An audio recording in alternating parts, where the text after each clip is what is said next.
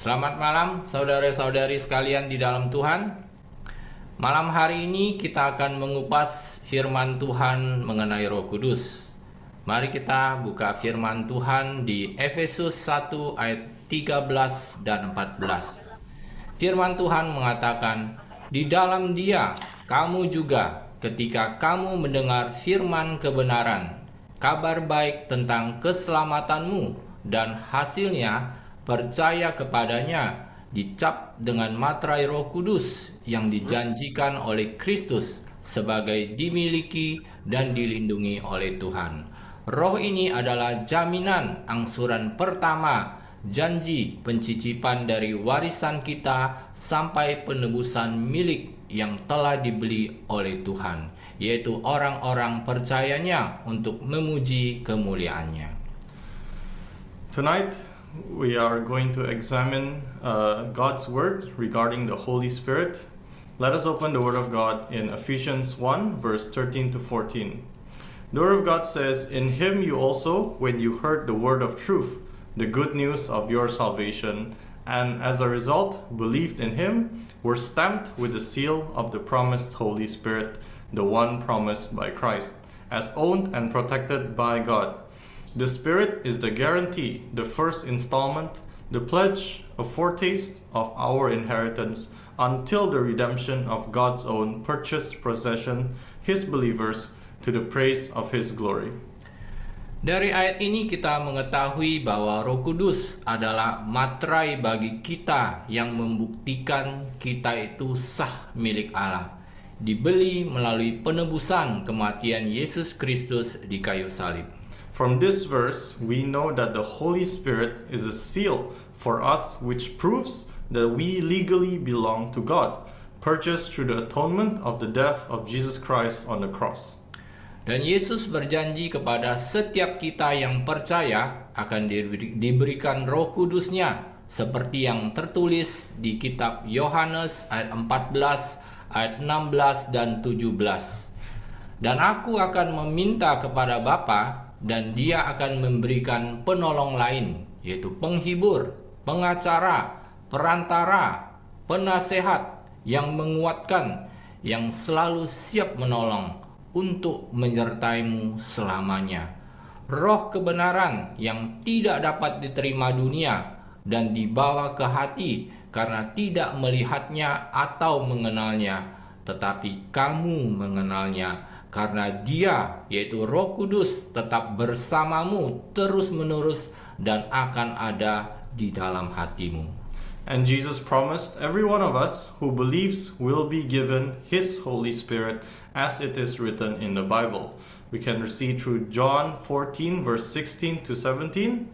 It says, "And I will ask the Father, and He will give you another helper, comforter, advocate, intercessor, counselor, strengthener, standby, to be with you forever. The Spirit of truth, whom the world cannot receive and take to its heart, because it does not see Him or know Him.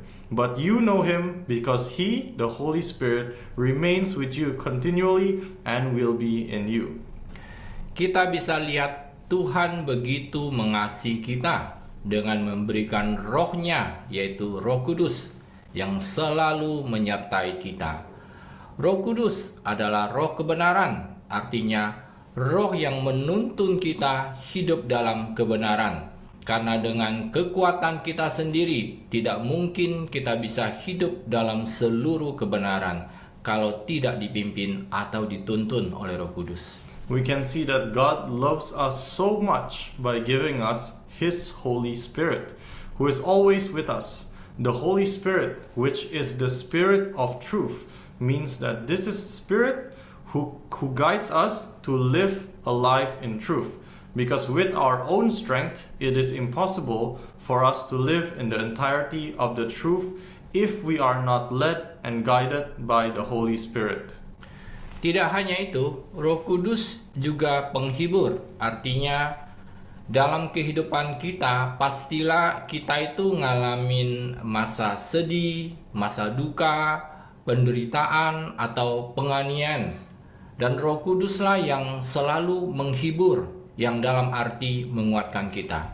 Not only that, but the Holy Spirit is also a comforter, meaning that in this life we will surely experience times of sadness, times of sorrow, suffering, and even persecution. And it is the Holy Spirit who always comforts us, which in a sense strengthens us. Saya mau membagikan kesaksian hidup saya, di mana waktu mantan istri saya meninggalkan saya dengan laki-laki yang lain. Seringkali kalau malam hari saya merasakan kesedihan dan kesepian. Biasanya kalau siang hari kan ada teman-teman yang menemani. Tapi waktu malam hari sebelum tidur, rasa kesepian itu akan datang. Dan disitulah saya selalu berdoa dan berbicara kepada Roh Kudus. Dan saya berkata, Roh Kudus, tolong saya. Saya nggak kuat jalanin hidup ini ke depannya kalau Engkau tidak memberikan kekuatan dan memegang tangan ini. Saya bisa bernyanyi dan menangis di hadiratnya. Di situ saya selalu mendapatkan kekuatan dan rasa aman di dalam hadiratnya yang membuat saya bisa kuat kembali dan menjalani hidup dengan keyakinan dan pengharapan sepenuhnya di dalam Tuhan. I want to share my life testimony, where at the time my ex-wife left me for another man. Oftentimes at night I felt sad and lonely. Usually during the day there are friends who will keep me company, but at night before going to bed the feeling of loneliness grips my heart. That is when I always pray and talk to the Holy Spirit. I would say, Holy Spirit, help me. I don't have the strength to carry on in this misery. I can't go on any further if you don't comfort me and hold this hand. And I would sing and cry in His presence. There I always receive strength and feel safe in His presence. His strength allows me to be strong again. God Himself becomes my strength and my confidence. Ketika Roh Kudus mengisi hati yang remuk ini, seperti sesuatu yang tidak bisa kita lihat, tetapi suatu kekuatan dari dalam dan sukacita yang meluap dari dalam yang selalu menjadi kekuatan bagi saya untuk terus melangkah masuk dalam rencana dan kehendaknya. When the Holy Spirit fills my broken heart, it is something that we cannot see, but like a surge of strength that comes from within my inner man, suddenly abundant joy overflows from within my heart, which always becomes a strength for me to bravely step forward into His plan and His will. Banyak Kristen yang menganggap Roh Kudus itu tidak seperti Allah Bapa dan Yesus, sehingga mereka menganggap kedudukan Roh Kudus itu lebih rendah. Padahal Allah adalah Allah Tritunggal. Jadi baik Allah Bapa maupun Yesus maupun Roh Kudus adalah satu.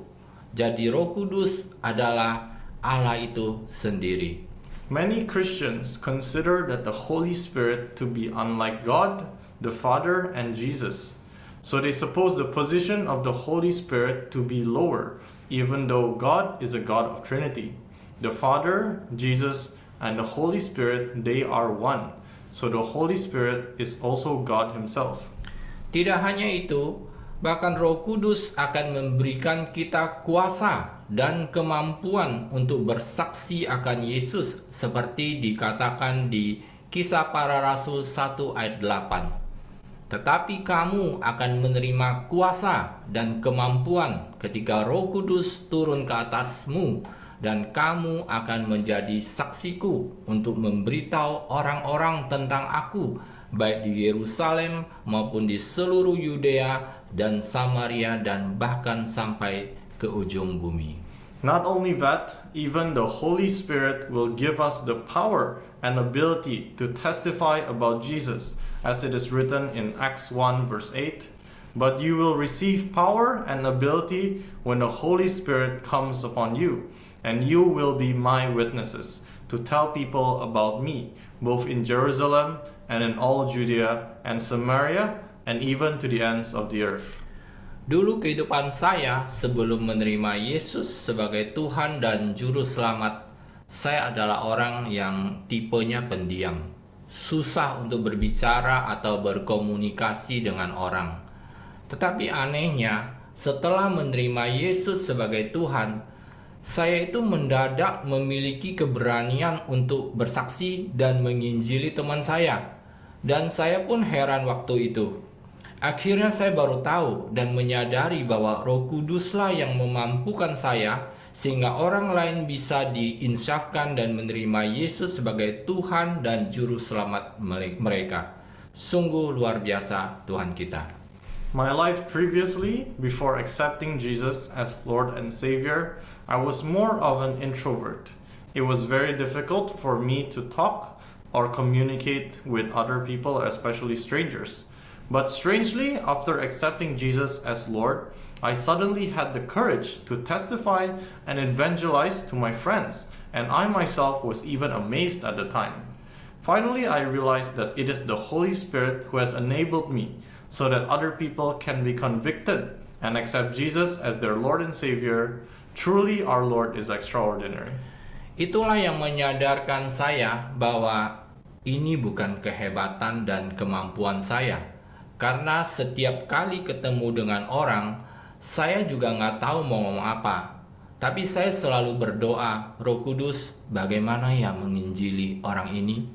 Dan Roh Kudus benar-benar menyatakan kuasanya dan membuktikan kepada saya bahwa dengan penginsyafannya mereka bisa menerima Yesus sebagai penyelamat mereka melalui kesaksian saya. That's what made me realize that it is not my greatness and ability, because every time I meet someone, I also don't know what to say.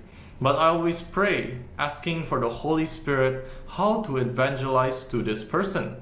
And the Holy Spirit truly revealed His power and proved to me that it's only by His conviction that they would accept Jesus as their Savior through my testimony and sharing. Sampai-sampai waktu di gereja saya yang lama, pemimpinnya menyangsikan dan berkata, apa sih yang saya iming-imingkan sampai orang mau menerima Yesus sebagai Tuhan dan Juru Selamat?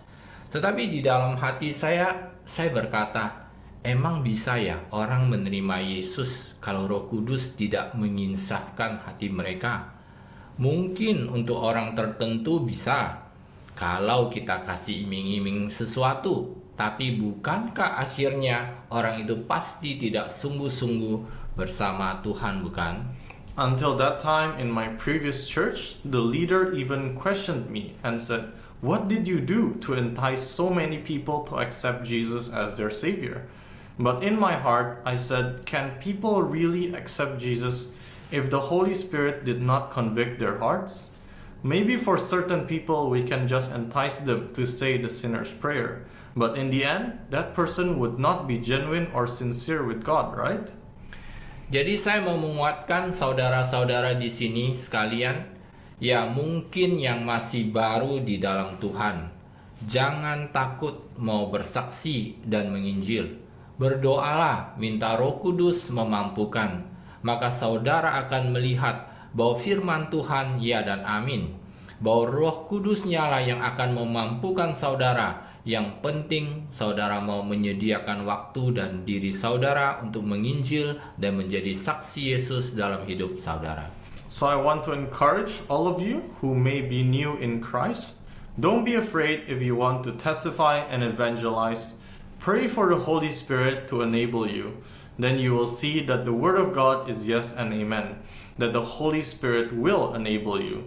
The important thing is that you want to provide your time and yourself to evangelize and be a witness of Jesus in your life. Terus bagaimana sih bisa hidup sepenuhnya dipimpin oleh Roh Kudus? Ya, kita harus mau dan rela mengikuti tuntunan dan pimpinannya. Karena pada dasarnya manusia cenderung mengikuti keinginan daging yang selalu bertentangan dengan Roh Kudus, seperti di firman Tuhan di Galatia 5 ayat 16 dan 17 mengatakan, "Tetapi aku berkata, berjalan dan hidup dalam Roh Kudus," artinya menanggapi dan dikendalikan dan dibimbing oleh Roh. maka kamu pasti tidak akan memuaskan keinginan daging atau sifat manusia tanpa Tuhan, karena keinginan daging selalu bertentangan dengan Roh Kudus dan keinginan roh bertentangan dengan daging atau sifat manusia tanpa Tuhan. Karena ini saling bermusuhan dan terus-menerus menahan dan bertentangan satu sama lain, sehingga kamu tidak bebas tetapi terhalang untuk melakukan apa yang ingin kamu lakukan. Then how can we live fully led by the Holy Spirit? Well, we must desire and be willing to follow His guidance and leadership. Because at its core, humans tend to follow the desires of their flesh, which are always contradictory with the Holy Spirit, as in God's word in Galatians 5, verse 16 to 17. But I say, walk and live habitually in the Holy Spirit, responsive to and controlled and guided by the Spirit. Then you will certainly not gratify the cravings and desires of the flesh, of the human nature without God. For the desires of the flesh are opposed to the Holy Spirit, and the desires of the Spirit are opposed to the flesh, godless human nature. For these are antagonistic to each other, continually withstanding and in conflict with each other, so that you are not free, but are prevented from doing what you desire to do. Dari sini kita bisa melihat bahwa orang yang dipimpin oleh Roh Kudus akan mau setiap saat mematikan keinginan daging yang selalu bertentangan dengan keinginan roh. From this we can see that those who are led by the Holy Spirit will always be willing to deaden the desires of their flesh, which are always in conflict with the desires of the Spirit. Contoh, setiap kali kalau saya itu bawa mobil, dan saudara-saudara tahu ya, kalau di Jakarta itu banyak orang yang bawa kendaraannya itu ugal-ugalan.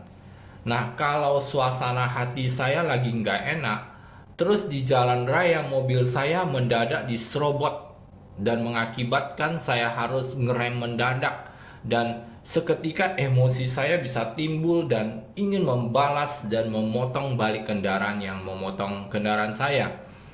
Tapi di pikiran saya itu sadar dan tahu saya ini nggak boleh emosi. For example, every time I drive my car, and brothers and sisters, you may know that in Jakarta, many people drive their vehicles very recklessly. And now if I'm not in a good mood, then on the road, if my car is suddenly overtaken and it causes me to have to brake abruptly, and suddenly my temper can arise.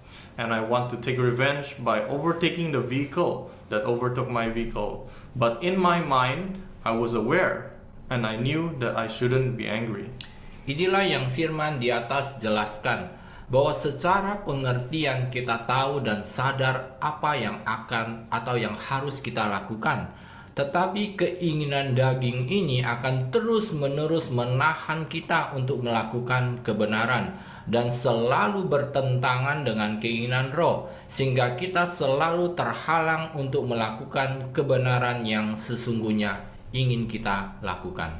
This is what the word above explains, that in a sense we know and are aware of what we have to do, but this desire of the flesh will continue to hold us back from doing what is right, and always in conflict with the desires of the Spirit, so that we are always hindered from doing the right thing that we truly want to do.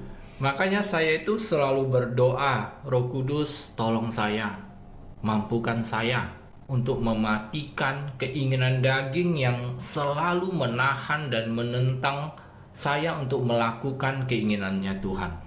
That is why I always pray to the Holy Spirit, help me, enable me to deaden the desires of my flesh that always holds me back and is always opposing me from doing God's will. Firman Tuhan mengajarkan juga di Titus 2 ayat 12 bahwa kasih karunia Tuhan diberikan kepada kita untuk memampukan kita menolak dosa. Nah, kalau versi di AMPC-nya menjelaskan bahwa kasih karunia itu melatih, yang artinya semakin kita mau dilatih, maka kita akan semakin terlatih untuk menolak dosa dalam kehidupan ini. And the Word of God teaches us in Titus 2 verse 12, you can read this later, that God's grace is given to us to enable us to reject and renounce sin. And in the AMPC version, it also explains that this grace trains us, which means the more we want to be trained, the more we will be trained to reject sin in this life. Kalau kita mau jujur, kita semua tidak setiap saat mau dan rela untuk mengikuti pimpinan Roh Kudus untuk mematikan kedagingan kita. Kadangkala kita pun tidak bisa menahan keinginan daging yang mengakibatkan kita melakukan dosa. Makanya firman tersebut tadi menjelaskan, kalau kita mau selalu mengikuti pimpinan Roh Kudus, maka kita akan semakin terlatih untuk menolak dosa. If you want to be honest, all of us don't always want or are always willing to be led by the Holy Spirit to deaden our flesh. Sometimes we ourselves could not resist the desires of our flesh, which causes us to sin. That is why that word explains that if we are always wanting to be led by the Holy Spirit, we will be more trained to resist sin. Seperti atlet olahraga contohnya, semakin mereka berlatih, mereka itu semakin terlatih juga. Sama juga halnya dengan Kristen yang mau dan rela dipimpin oleh Roh akan semakin terlatih untuk menolak dosa. Sebaliknya, Kristen yang sering mengeraskan hati terhadap pimpinan Roh Kudus, maka hidup mereka semakin hari semakin dipimpin oleh kedagingan mereka. Like sports athletes, for example, the more they practice, the more they will be trained. Same with Christians who want or are willing to be led by the Spirit will be increasingly trained to reject sin.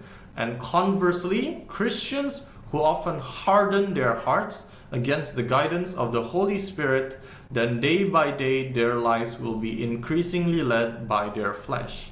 Dan Roh Kudus adalah roh kasih karunia, artinya pemberian cuma-cuma, anugerah dari Tuhan buat setiap kita yang percaya. Dialah yang memberikan kita kemampuan untuk menggenapi firman-Nya.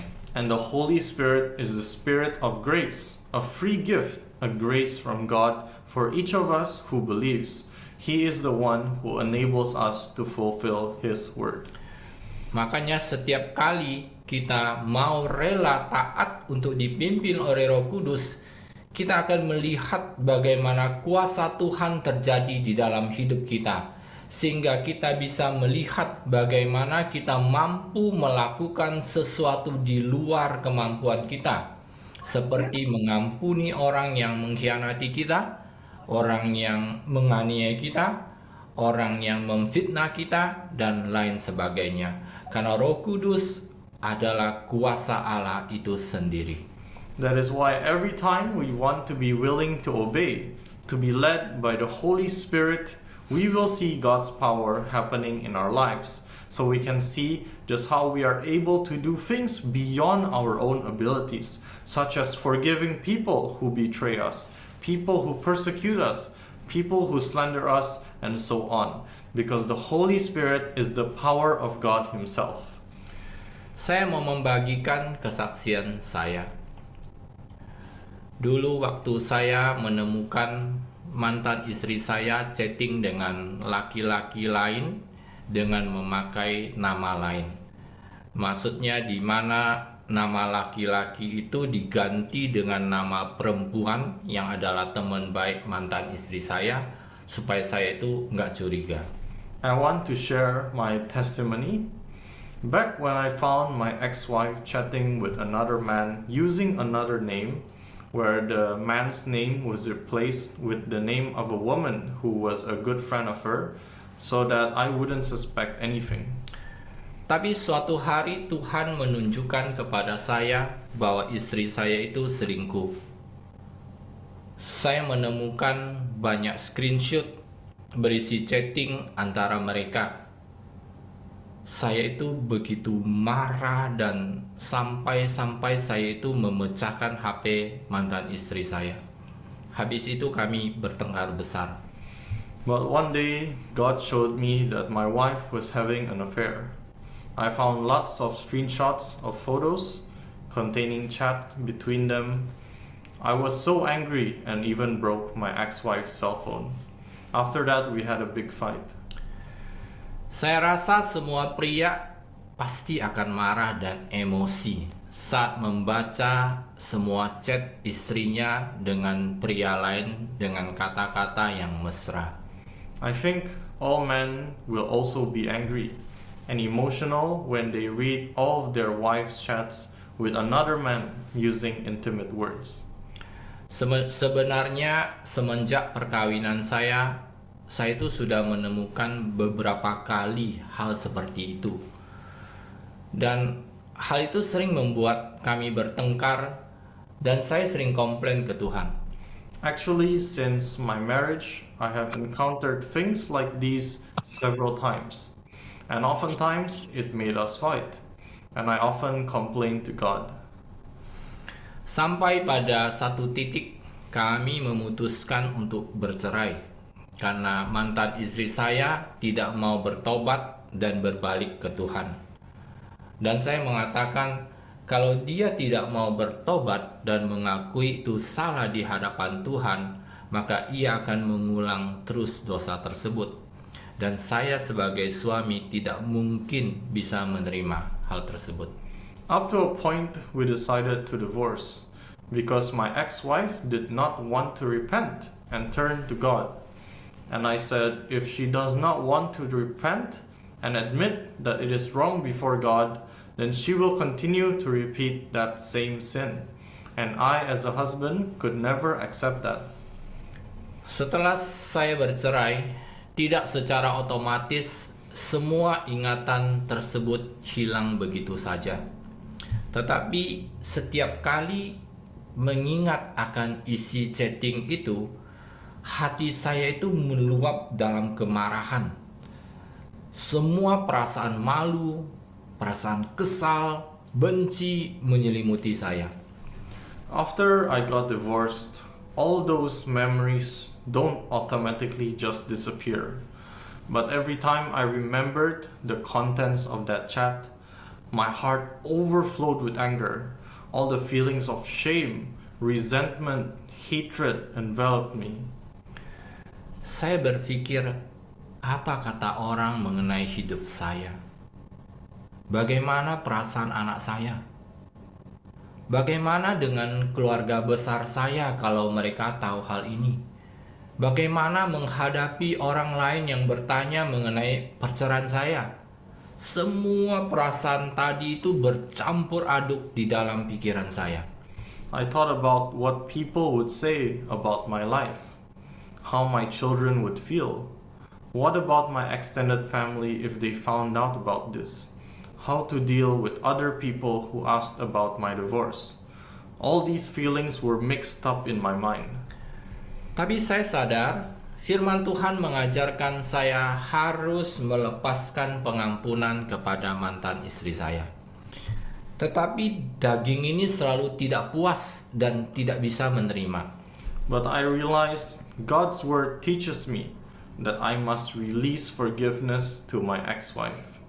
But this flesh is always dissatisfied and could not accept it. Dari sini kita bisa melihat bahwa keinginan daging dan keinginan roh selalu bertentangan. Dan orang yang hidup oleh roh akan mematikan kedagingan. Makanya saya selalu berdoa, Tuhan, saya itu nggak mau hidup dalam kebencian, kepahitan, dan dendam. Tolong saya, mampukan saya. Kalau enggak, saya ini nggak mampu. From there, we can see that the desires of the flesh and the desires of the spirit are always in conflict. Those who live by the Spirit will deaden their flesh. That is why I always pray, Lord, I don't want to live in hatred, bitterness, and resentment.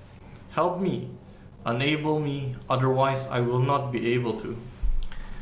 Pada saat saya memilih untuk mengampuni, maka kekuatan dari Roh Kuduslah yang memampukan saya untuk melepaskan pengampunan. Seperti ada kekuatan dari dalam yang memampukan saya untuk melepaskan pengampunan. When I chose to forgive, then the power from the Holy Spirit is what enables me to release forgiveness. It is as a power from within that enables me to release the forgiveness. Kejadian ini tidak terjadi satu kali saja, karena selang beberapa lama kemudian bisa saja terlintas lagi di pikiran saya chatting yang dulu saya lihat, dan hati ini mulai meluap lagi dengan kemarahan, dan saya cepat-cepat berdoa lagi dan saya ditolong oleh Roh Kudus. Saya bilang, Tuhan, saya tidak mau hidup dalam kebencian, dan kekuatan Roh Kudus yang supranatural memampukan saya untuk melepaskan pengampunan lagi. Dan ini terjadi berkali-kali bahkan sampai tahunan. This incident did not just happen once, because after a while it would cross my mind again, the chat that I saw before, and my heart would overflow again with anger, and I prayed again for the help of the Holy Spirit. I said, God, I don't want to live in hatred, and the supernatural power of the Holy Spirit has enabled me to release forgiveness again, and this happened many times, even up to years. Jadi tidak simsalabim hilang total, tetapi tanpa saya sadari, hari demi hari, minggu demi minggu, bulan demi bulan, satu ketika waktu saya teringat chatting tersebut, hati ini semakin tidak meluap dalam kemarahan lagi. Sampai akhirnya saya tidak ada merasakan kemarahan sama sekali. Sungguh Roh Kudus itu luar biasa. So this is not magic that I can abracadabra and it will completely disappear. But without me realizing it, day after day, week after weeks, months after months, one moment when I remember the chat, my heart was no longer overflowing with anger anymore. Until in the end, I didn't feel any anger at all. Truly, the Holy Spirit is amazing. Jadi seperti firman Tuhan mengatakan bahwa kasih karunia Tuhan memampukan atau melatih kita untuk menolak dosa. Sehingga makin lama kita semakin terlatih untuk menolak dosa. Asalkan kita mau menundukkan diri kita untuk dipimpin oleh Roh Kudus, maka kuasanya akan nyata di dalam hidup kita. So as the Word of God has said, that the grace of God enables or trains us to reject sin, so that over time we will be more trained to reject sin. As long as we humble ourselves to be led by the Holy Spirit, then His power will be real in our lives. Pernah satu kali waktu kami sudah bercerai, mantan istri saya memaksa masuk ke rumah saya untuk mengambil paspor anak saya, untuk membawa anak saya sekolah ke Taiwan. Dan saya tidak mengizinkan karena anak saya masih kecil, waktu itu dia masih SMP. Dan puji Tuhan tidak jadi dibawa karena beberapa lama kemudian COVID melanda di seluruh dunia. Saya tidak bisa membayangkan bagaimana anak saya sendirian di sana dan saya tidak bisa mengunjunginya. There was a time, once after we have divorced, my ex-wife wanted to forcefully enter my house to take my son's passport, to bring him to study in Taiwan. And I did not allow it because my son was still young. At the time, he was still in high school. And praise God, he was not brought because soon after, COVID hit the whole world. And I could not imagine how my son would be alone there and me not being able to visit him. Nah, waktu itu saya tidak mengizinkan dia masuk. Dan apa yang terjadi, saudara? lampu depan dan lampu belakang mobil saya itu dipecahkan. Padahal itu mobil baru saya beli dan boleh kredit lagi.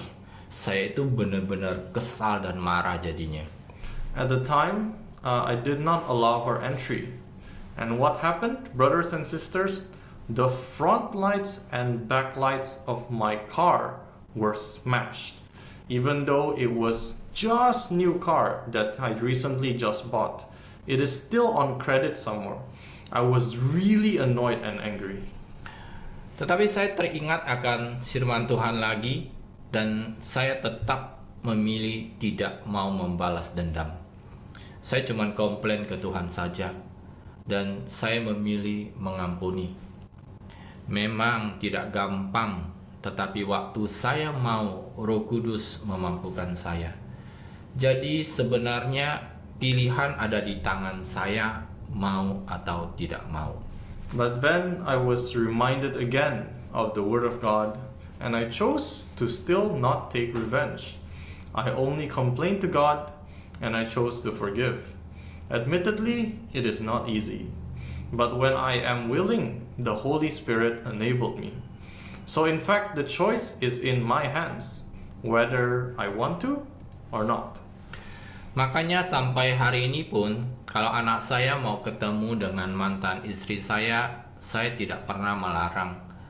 Kalau saya selalu mengingat masa lalu di mana saya dikhianati, di mana saya diperlakukan dengan tidak adil, di mana saya dipermalukan, saya akan hidup dalam kepahitan, kekecewaan, dan dendam. Sungguh hidup yang menderita. Tetapi banyak Kristen yang hidup seperti itu. That is why even until today, when my son wants to meet with my ex-wife, I never disallowed him. If I always look back on my past, where I was betrayed, treated unfairly, humiliated, I will continue to live in bitterness, disappointment, and resentment. Truly a life full of suffering. But many Christians live that way. Waktu saya memilih untuk mengampuni dan melupakan semua hal-hal di atas, maka Roh Kudus akan menolong saya untuk mentaati firman-Nya, sehingga saya bisa hidup sebagai Kristen yang merdeka dari kepahitan dan kekecewaan. When I chose to forgive and let go of everything above, then the Holy Spirit will help me to obey His word, so that I can live as a Christian free from bitterness and disappointment. Semua ini adalah rencana setan atau musuh untuk memenjarakan kita. Dan begitu banyak Kristen yang hidup dalam kebencian dan kepahitan. Bahkan ada yang menyalahkan Tuhan karena hidup mereka yang menderita. All of these are the plans of Satan or the enemy to imprison us. And you can see so many Christians who live in hatred and bitterness. Some even blame God because of their lives in suffering. Mereka mengatakan, saya sudah berdoa sama Tuhan begitu lama, tetapi Tuhan tidak mau menjawab doa saya. Kenapa hidup saya begini? Mengapa Tuhan itu begitu jauh? Kenapa Tuhan memberkati orang lain tetapi tidak memberkati saya? Kenapa Tuhan tidak menolong saya? They would say, I have prayed to God for so long, but God doesn't want to answer my prayers. Why is my life like this? Why is God so far away? Why does God bless others but not me? Why does God not help me? Mereka tidak menyadari kalau hidup di dalam kebencian dan kepahitan itu adalah hidup dalam kutuk, yang berarti tidak dibawa berkat Tuhan. They do not realize that living in hatred and bitterness is living under curse, which means not under the blessings of God. Karena orang yang tidak mengampuni sesamanya tidak akan diampuni juga oleh Tuhan kita. Bagaimana mereka bisa hidup diberkati kalau mereka sendiri melawan dan memberontak terhadap firman Tuhan? Dan malahan menyalahkan Tuhan dengan mengatakan sudah berdoa sama Tuhan tetapi tidak dijawab oleh Tuhan. Because those who do not forgive one another will not be forgiven also by our God. How can they live a blessed life if they themselves fight and rebel against the word of God, and instead blame God by saying that they have prayed to God, but God does not answer them? Seperti di firman di Yesaya 59 ayat 2 mengatakan bahwa dosalah yang memisahkan kita dari Tuhan dan menyebabkan Tuhan tidak mendengarkan doa kita. As the word of God in Isaiah 59 verse 2 says, that it is sin that separates us from God and causes God not to hear our prayers. Nah, coba kita renungkan. Kalau seumpama kita hidup di dalam dosa, yaitu semua yang melanggar firman Tuhan, seperti tertulis di kitab 1 Yohanes 3 ayat 4. Nah, kalau kita tidak menyadari kalau kita berdosa, maka kita tidak akan bertobat. Dan kalau tanpa pertobatan, maka tidak ada pengampunan. Dan tanpa pengampunan, maka tidak ada pemulihan atau berkat, seperti ditulis di 2 Tawari 7 ayat 14. Let us take some time to think about it. If, for example, we live in sin, namely all those that violate God's word as written in 1 John 3 verse 4, then if we don't realize that we are sinners, then we will not repent. And without repentance, there is no forgiveness, and without forgiveness, there is no healing or blessing, as it is written in 2 Chronicles 7 verse 14. Inilah yang menyebabkan banyak Kristen tidak mengalami kasih setia Tuhan, karena mereka tidak sadar hidup di dalam dosa, atau mereka sadar tetapi tidak mau bertobat, karena mereka lebih mengikuti kedagingan mereka daripada mengikuti firman Tuhan. That is what causes many Christians to not experience God's loving kindness, because they are not aware that they are living in sin, or they are aware but do not want to repent, because they would rather follow their flesh than obeying God's word or His written law. Saya mau kasih tahu di antara saudara-saudara, pasti ada yang mengalami pengkhianatan dari orang yang saudara kasihi. Mungkin saudara pernah dilecehkan oleh orang lain, atau saudara pernah dianiaya, bahkan pernah disiksa secara fisik mungkin, atau saudara ditinggalkan pasangan saudara yang berselingkuh dengan orang lain, atau pasangan saudara mengusir saudara bahkan karena mereka sudah ada pasangan yang lain. I would like to say this to some of you brothers and sisters in Christ who may have experienced betrayal from someone you love. Maybe you have been harassed by other people, or you have been abused, or even physically abused, or you have been abandoned by your spouse because they had an affair with another person, or your spouse drove you out because they already have another man or woman. Dan orang yang melakukan hal tersebut kepada saudara, mau orang itu masih hidup atau bahkan mungkin orangnya sudah meninggal, tetapi sampai hari ini saudara belum mengampuni orang tersebut. And that person who did that towards you, whether it is someone who is still alive or even someone who has passed away, but you still have not forgiven them until today. Saya mau membagikan bahwa saya tahu betapa sakit dan pedihnya hati ini saat kita disakiti dan dikhianati, khususnya dari orang yang kita percayai dan orang yang kita kasihi. Karena saya pernah di posisi seperti itu. Saya tahu sakitnya seperti apa. Saya tahu pedihnya itu seperti apa. Saya tahu remuknya seperti apa. I want to share that I know how painful and heartbreaking it is when we are hurt and betrayed, especially from the people we trust and the people we love, because I have been a victim of such betrayal. I know how much it hurts. I know how painful it is. I know how it crushes and breaks your heart. Tapi saya juga mau mengingatkan saudara, menyimpan kesalahan orang lain atau tidak mengampuni atau kecewa, kepahitan, dendam, benci, semua itu adalah dosa di mata Tuhan. But I also want to remind you, brothers and sisters, that holding other people's mistakes or not forgiving them or being disappointed, bitter, revengeful, hatred, living in hatred, all of this are sin in God's eyes. Ingat saudara, saya ulangi lagi, tanpa pertobatan tidak akan ada pengampunan. Artinya kita tetap hidup di dalam dosa atau melanggar hukum Tuhan.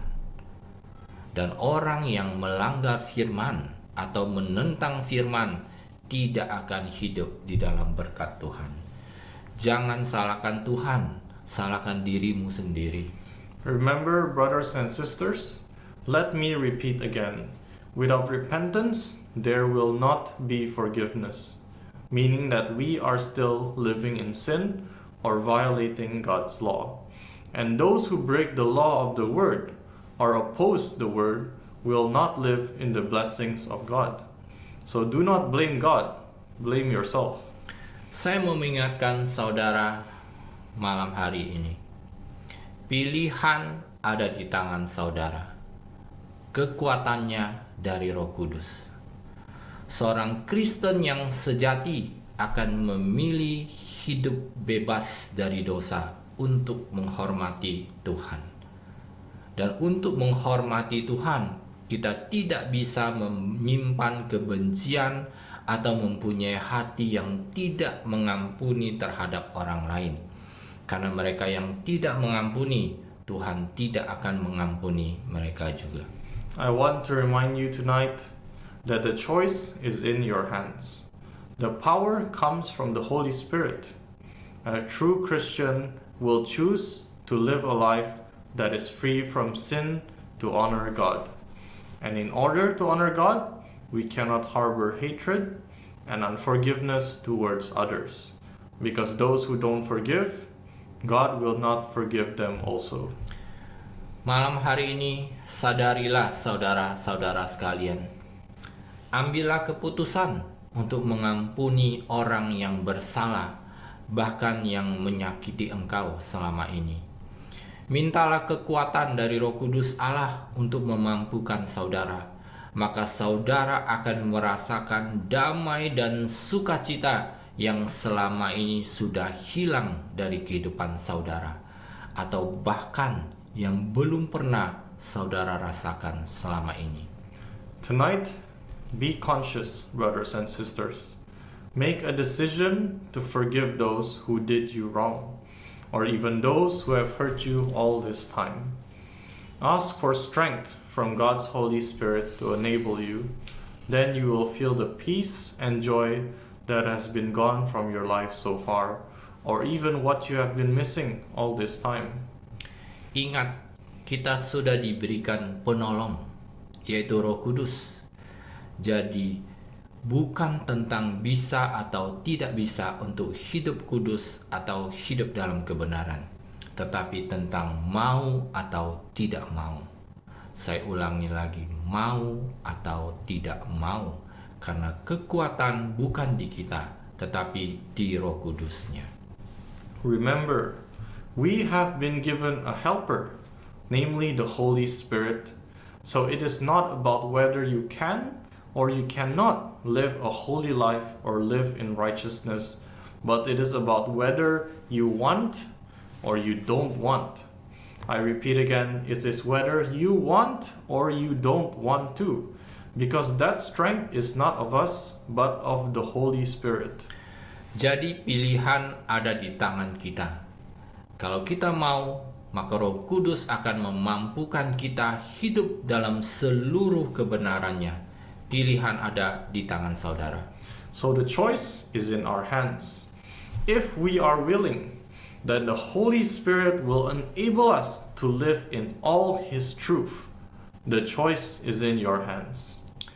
Bagi saudara yang merasa bahwa saudara mau berubah, dan saudara mengatakan, "Ya Tuhan, saya mau hidup bebas dari kebencian dan kepahitan, dan saya mau melepaskan pengampunan malam hari ini juga."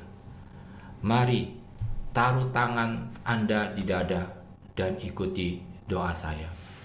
For those of you who feel that you want to change and you say, "Yes, Lord, I want to live free from hatred and bitterness, and I want to release forgiveness this very moment tonight," let us put your hand on your chest and follow my prayer.